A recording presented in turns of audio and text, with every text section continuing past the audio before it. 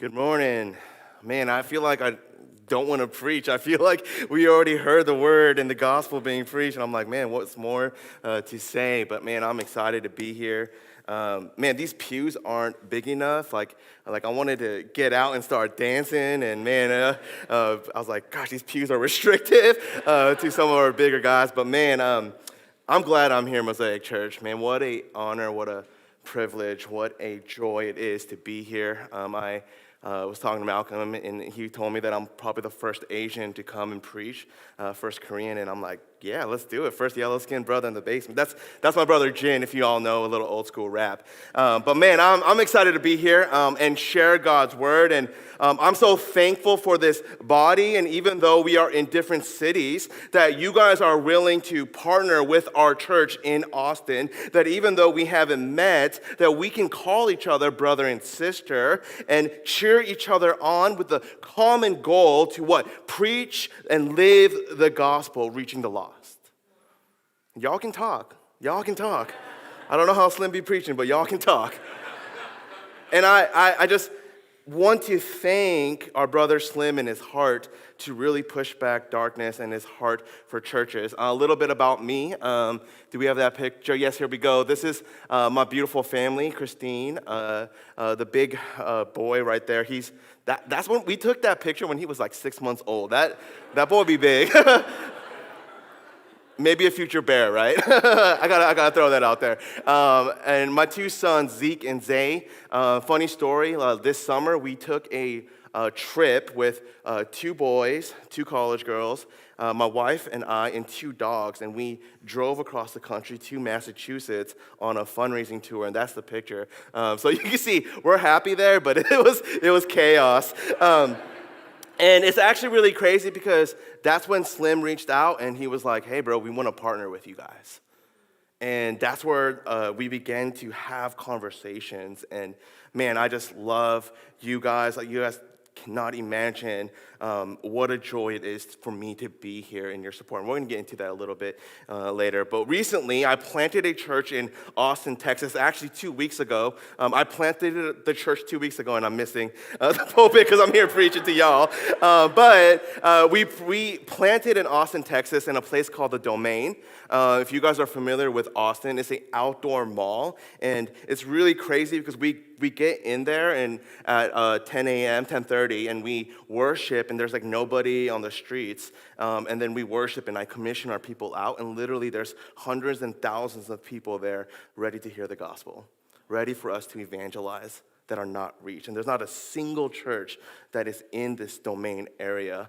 But man, I really wanted to share just a passage that means a lot to Austin Bridge. And I wanted to review a passage in Joshua chapter 6 and the scene of God delivering the promised land to the Israelites in a victory over the city of Jericho. But before I do that, let me do a quick review of what's happening here. So I want us to keep in mind what is happening here, and I want to set this up just a bit. The Israelites, they were in slavery in Egypt, and you see this great exodus as a leader rises in Moses.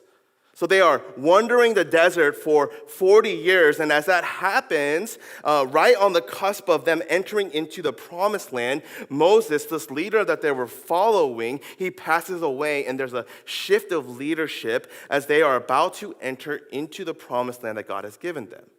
So we see in Joshua chapter 1, we get a verse after the death of Moses, the servant of the Lord, and the Lord said to Joshua, the son of Nun, Moses' assistant, Moses, my servant, is dead. Now therefore arise, go over the Jordan, you and all his people, into the land that I'm giving to them, and the people of Israel, every place that the sole of your foot will tread upon, I have given to you, just as I have promised Moses. And then we see, take possession of the land that the Lord your God is giving you to possess. So the Lord your God is providing you a place. And in chapter 1, we hear God saying, be strong and courageous. Go. Be strong and courageous. And then in chapter 2, we see the Israelites who spy the land and send 2 spies. They come across a prostitute named Rahab who hasn't seen God or been in the camp, say, I know that the Lord has given you the land and the fear of you has fallen upon us. And this is even before them crossing the Jordan, that Rahab, a foreigner, knew the promise of God. That somebody from the outside begins to look and see what it means to be in the inside. And he says, truly the Lord has given all the land into our hands, and also all the inhabitants of the land melted away before us. And we see this prostitute save these spies, someone who's on the outside, becoming someone who will eventually be the great-grandmother of Jesus. Think about that. And then in chapter 3, we get consecrate yourselves, for tomorrow the Lord will do wonders among you. And we see this great miracle of crossing the Jordan and the Israelites entering into the promised land. And then in chapters 4 and 5, as they crossed over to the Jordan, we would think it's time to claim the land. But before that, God commands Joshua, what does he do? He actually commands them to circumcise the men. Not kidding. To observe Passover, and then a divine warrior comes. So think about this for a second, right? The people of God experience the promises through Moses. They experience miracle after miracle. There's manna dropping from the skies. There's leader that is talking to the Lord and receiving commandments, handwritten commandments that start of their journey. They get to the Red Sea, and the Red Sea parts. And finally, where the promised land is being fulfilled, they experience the Jordan splitting, and they cross over and camp out, and a divine warrior comes. As he comes, notice it's not a command to get ready, to polish the pistols, prepare for battle, pass the pump. You all didn't know that I was going to quote Tupac here, right? But what does he do? The only thing they have to do is seize and walk in obedience to the Lord. This divine warrior comes, and Joshua's moved to worship. You see, the promise of the Lord is that they will be victorious. They know that the victory is theirs, and in knowing that the victory is for them, the only thing they do is to seize and walk in obedience to the Lord. And that is the question I want to ask today. Do we walk in the victory of the Lord? Do we walk in the victory of the Lord? Do you walk in the victory of the Lord, in the faithful obedience that even when it doesn't make sense, that we as God's people will trust in the one who is victorious? Do you walk in that? Because here's the thing, Mosaic Church, this room does not make sense. I promise you that. The fact that we are gathered here in multicultural, multi-ethnic, that we are gathered here in different races, that an Asian brother can come preach the gospel to y'all, it does not make sense. But God's people need to trust in the one who is victorious. So let's get into the passage. That's just my introduction, so bear with me. Joshua chapter 6, 1 through 7. Now, Jericho was shut up inside and outside because of the Lord of Israel. No one went out and no one came in. And the Lord said to Joshua, see, I have given Jericho into your hand and its king and its mighty men of valor. You shall march around the city, all the men of war going around the city once. Thus shall you do for 6 days. 7 priests shall bear 7 trumpets of ram horns before the ark. On the 7th day you shall march around the city 7 times, and the priests shall blow their trumpets. And when they make a long blast with the ram's horn, when you hear the sound of the trumpet, when all the people shall shout with a great shout, and the wall of the city will fall down, and the people shall go up, everyone straight before him. So Joshua, the son of Nun, called the priests and said to them, take up the ark of the covenant, and let the 7 priests bear 7 trumpets and ram horns before the ark of the Lord. And he said to the people, go forward, march around the city, and let the armed men pass on before the ark of the Lord. This is the word of the Lord. Now, I want us to think about what is happening here, right? So it's time to get going, and they're like, okay, cool. So they get geared up. Like if it was me, I would put my J's on. I would, gear up. And J's are Jordans, if y'all don't know. And I would, and think about this for a second. So they gear up, and what do? They take a stroll around Jericho. Now, after the first day, they might be thinking, oh yeah, okay, this is what we're doing. We're showing off. I like this plan. We're intimidating the people in Jericho. Like, it's like that basketball player who wears a sleeve and, that's all tatted up, and you think he's good and he's wearing the shoes, but, he just can't ball, right?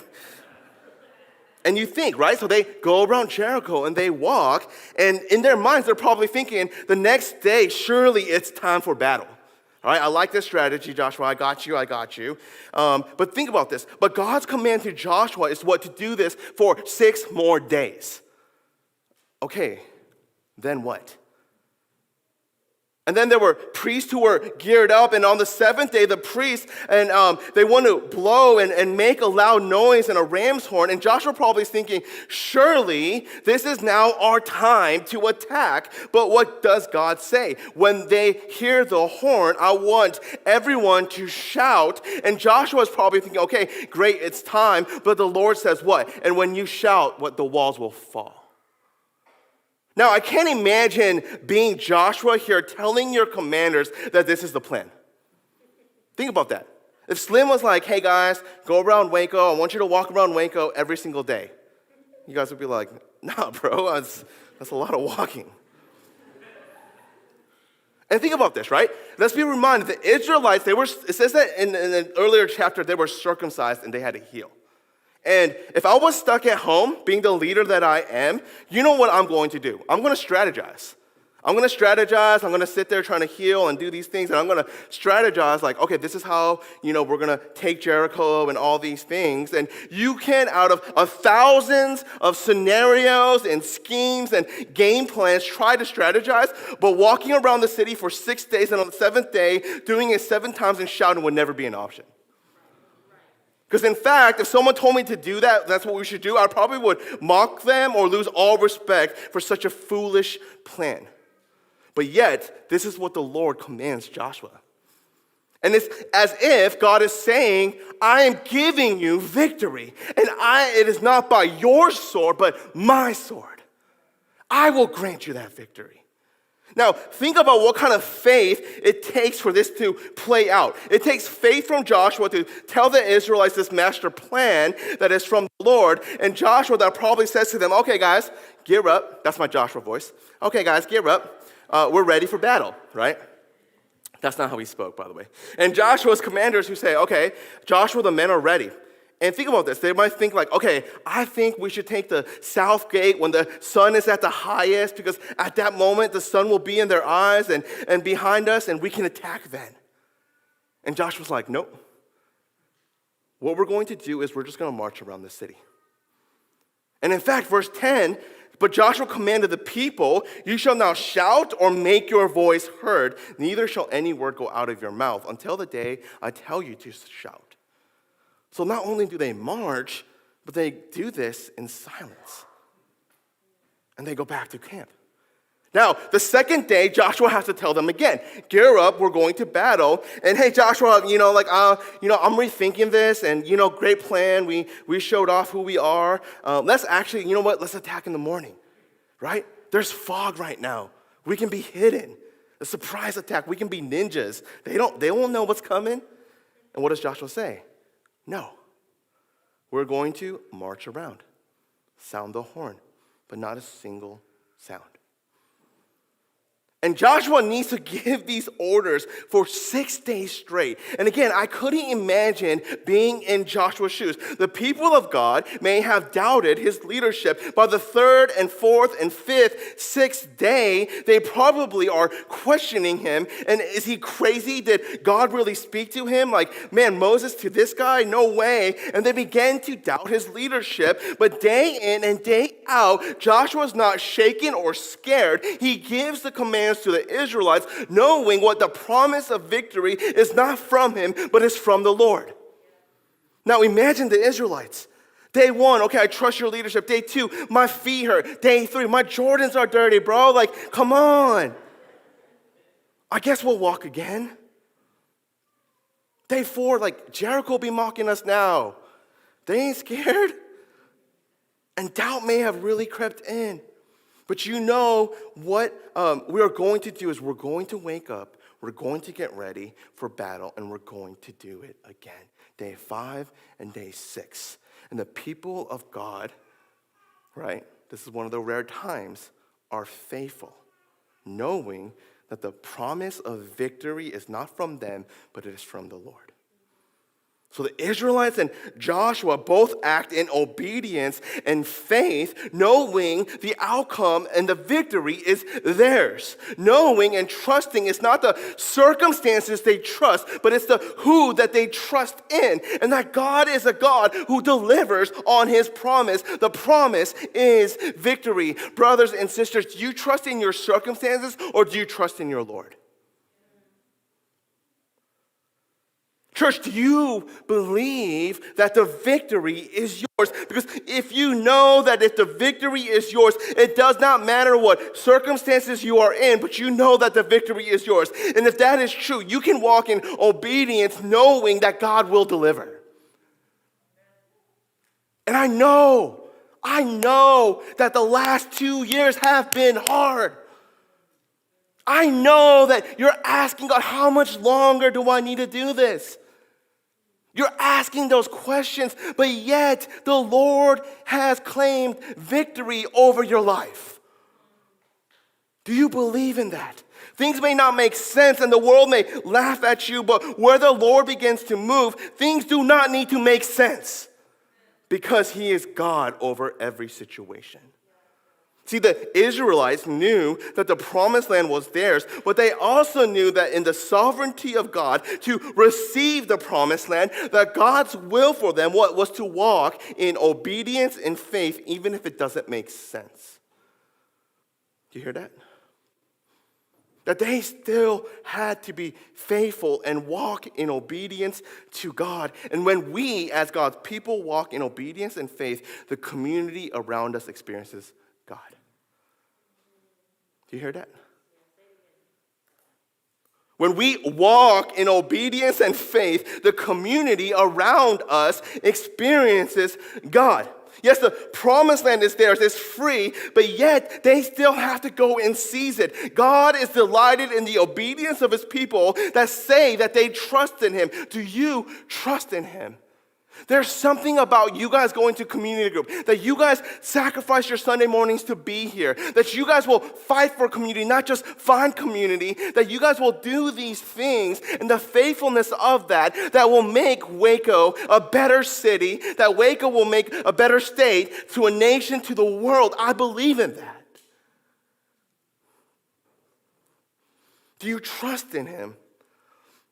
I know that this is a little bit of an older illustration, but a couple weeks ago, last week was the Super Bowl. Man, it's already been last week. I don't know if you were following along with the stories, but the Bengals kicker, before the Cincinnati Bengals were into the AFC Championship in the divisional round, there was like a couple seconds left on the clock, and this kicker lines up. And it's the divisional championship game, and the kicker looks at his team before he makes the kick, and he's like, hey guys, looks like we're going to the AFC Championship. And he goes up, and boom, he drills the field goal. Drills it, and Cincinnati wins that way. The next game, the AFC Championship, they're playing in Arrowhead, and if you guys know anything about football, that's a hostile place to play. And it's an overtime game, and it comes back down to the kicker. The game plan changes because why? They believe and have faith in this kicker. And the punter goes up to the kicker this time and says, looks like we're playing in the Super Bowl. And the guy goes, boom, he drills it. It's a rookie, 22 years old. And that's how they got into this Super Bowl. Crazy. Obedience to the things that are silly. It doesn't matter what you look like because you know the Lord begins to move, and that's where you want to be. The whole team was able to corral and know that the victory was theirs. And because of that, the people of God experience God. There's encouragement. There's encouragement in Joshua giving the orders and people obeying. Or it's this Mosaic church where you guys have a value of being a gospel-centered community that is multicultural and spirit-led, that in such times where we live in such segregation, that there's something that happens when the people of God are gathered and we get a fuller picture of what? The kingdom. That every single Sunday that you guys are gathering here and we're singing these songs, that's a taste of heaven. The world may say that it doesn't make sense, but to stand for justice and to take Waco by storm by pushing back darkness, to adore Christ, apply the gospel, and act with mercy and justice, that the city of Waco will be flipped, turned upside down, and a place to be known as a reflection of what we get in heaven. See, your faithful obedience to keep your eyes on Christ and keep marching on has eternal implications. And I know, like, when there's somebody else preaching from a different city, they come, and what illustration do they always make? You guys can talk. They talk about what? Chip and Joanna, right? Yeah, But here's the thing. I ain't going to make an illustration. That's what Waco's known for, but that is not what Waco should be known for. And I believe that Waco will be known for a place that's wildly for Jesus. And it starts here in your faithful obedience. Because walking in obedience and faith is putting our trust in something that is greater than us. So the Israelites began to walk in obedience, even if it seems foolish, that God begins to work in his will, even if the world looks at us and it is foolish. And what happens? The great victory. Man, I gotta stay hydrated.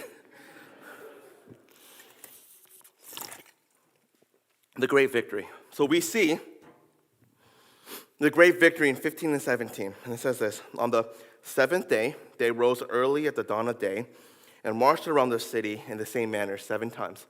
And it was only on that day that they marches around the city 7 times. And at the 7th time, when the priests had blown the trumpets, Joshua said to the people, "Shout, for the Lord has given you the city. And the city and all that is within it shall be devoted to the Lord's destruction. Only Rahab the prostitute and all who are with her in her house shall live, because she hid the messengers whom we sent."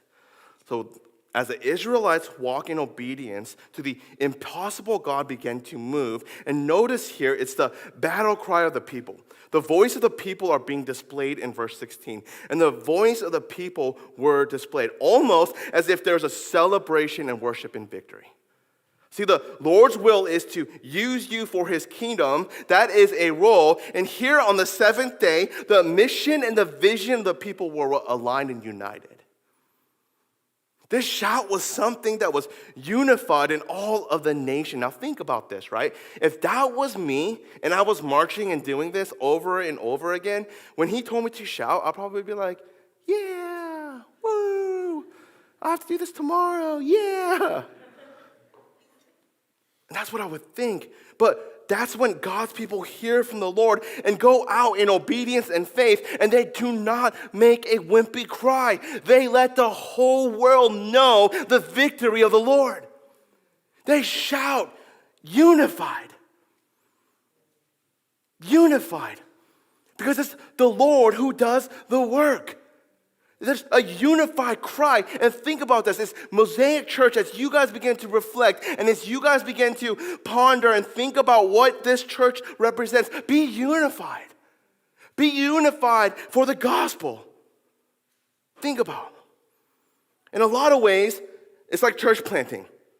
You know, you guys are 3 years ahead of us, but I understand. And y'all understand. Right? It's crazy because we are here, you know, in the middle of COVID and deciding to church plant in the Domain. And now, to be honest, a lot of people have told me that Domain would be one of the hardest places to plant. And it is. Like, even rental space alone, there's clauses with, like, businesses that say anything can come in here besides a church. So we couldn't find rental space. No one wants to, and then literally like stores wouldn't allow us to come in, and that's why not a single church meets in the Domain area. No one wants to visit a new church in the middle of a pandemic. Finances are going to be impossible. But it's the fact that we as God's people heard the call to plant a church in the Domain that we get to launch Austin Bridge. And it's your call and your walk in faithful obedience to give and to partner with us that we are actually planted in the Domain. Now think about this, that your faithful giving gave to a church plant that is planted in the Domain. And already, we planted 2 weeks ago, and 2 people already have come to know Jesus and will be baptized. That is because of your faithful obedience to give and to partner with us. There's nothing to do with us as Waco and Austin. I don't know what y'all think about Austin. I know what I think about Waco, but yet we can partner with one cause. It's because of the unified mission that are not about planting a church, but about planting the gospel that we are here today. Partnering from Waco to Austin. You guys are not just a church plant, you guys are a planter of the gospel. That as you guys adore Christ, apply the gospel, and act with mercy and justice, and keep your eyes on the gospel, that God begins to show the whole world his greatness. That you will walk in faithful obedience, even if it doesn't make sense. And here's the beauty of what it means to walk in obedience in faith to God. See, to the rest of the world, this plan is foolish. This is not how you conquer enemies. But because of the faithfulness of God's people, the saving grace in faith is displayed. We see the promise being fulfilled as the whole city would fall and crumble, except for one part of the wall, the house of Rahab, where her faith would not just save herself, but would save her whole household. Faithful obedience, her whole household is saved.